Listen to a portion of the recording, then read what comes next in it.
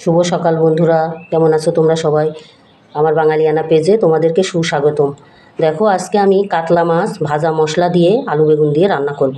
তার জন্য কাতলা মাছ এই যে কেটে ধুয়ে লবণ হলুদ মাখিয়ে নিয়েছি। আর এই দেখো বন্ধুরা, বেগুনগুলোকে এইভাবে কেটে নিয়েছি, একটুখানি আলু কেটে নিয়েছি আর কয়েকটা কাঁচা ঝাল।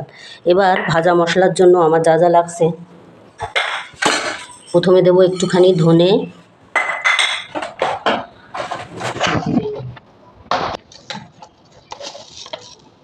একটুখানি জিরে, একটু শুকনো লঙ্কা, তেজপাতা, একটুখানি কালো জিরে, একটুখানি রাঁধুনি। এবার এগুলোকে আমি ভেজে নিয়ে শিল নোড়ায় বেটে নেব করে দিয়েছি। এবার হালকা করে একটুখানি ভেজে নেব।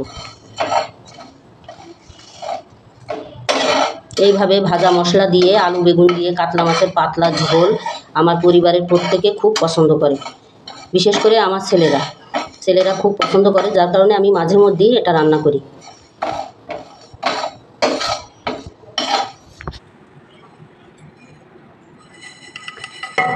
এইভাবে হালকা করে ভেজে নিয়েছি। এবার এটাকে শিলনোড়ায় বেটে নেব।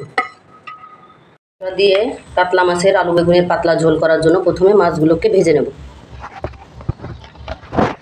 যারা নতুন রাঁধুনি তাদের ক্ষেত্রে একটা কথা বলি, মাছটা আসলে একটু তেল বেশি করে দিয়ে সুন্দর করে ভেজে নিলে ঝোলের স্বাদটা কিন্তু অনেকাংশে বেড়ে যায়।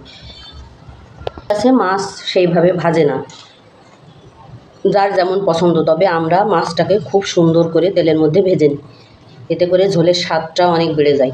এটা অবশ্য আমার মনে হয়, সবার ক্ষেত্রে তা মনে নাও হতে পারে।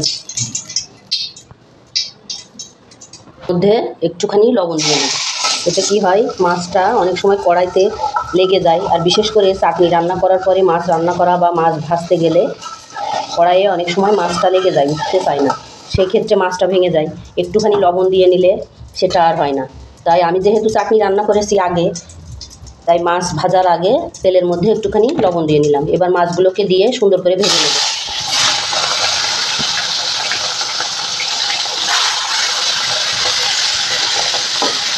দেখো, মাছগুলো ভাজা হয়ে গেছে। এবার মাছগুলোকে তুলে নেব এক এক করে।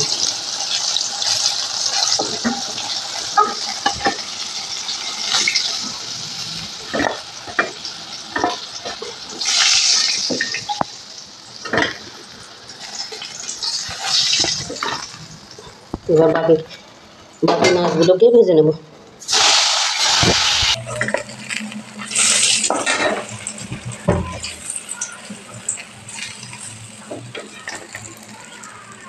ভেজে নেব।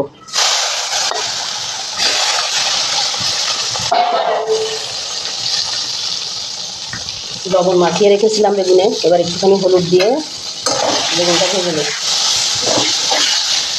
ভাজা হয়ে গেছে, এবার তুলে নেব।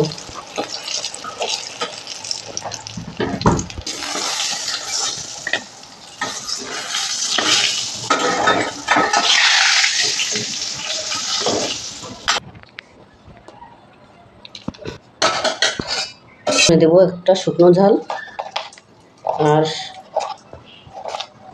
একটুখানি রাঁধুনি আর একটুখানি কালো জিরে। এবার আলুগুলোকে দিয়ে দেবো।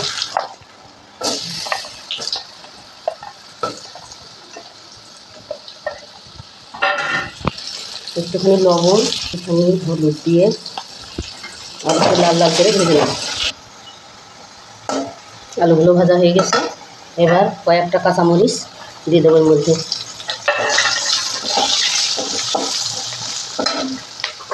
এবার যে ভাজা মশলা করে রেখেছিলাম, ভাজা মশলাটা দিয়ে দেবো তেলের মধ্যে।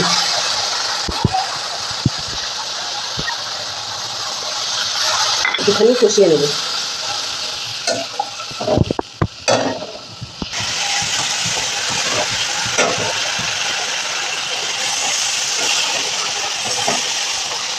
কষানো হয়ে গেছে, এবার ঝোলের জন্য জল দিয়ে দেবো।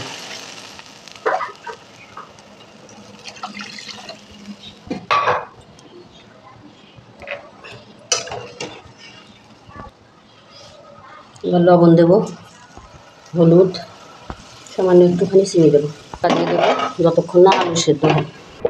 ঝোল ফুটে উঠেছে,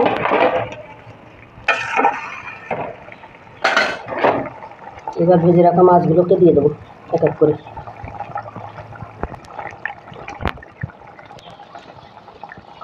আর ভেজে রাখা বেগুনগুলো উপর থেকে দিয়ে দেবো।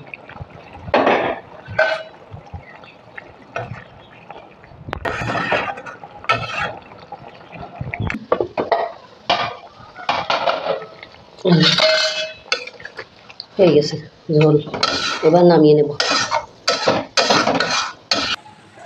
এই যে রেডি বেগুন দিয়ে আলু দিয়ে ভাজা মশলা দিয়ে কাতলা মাছের ঝোল।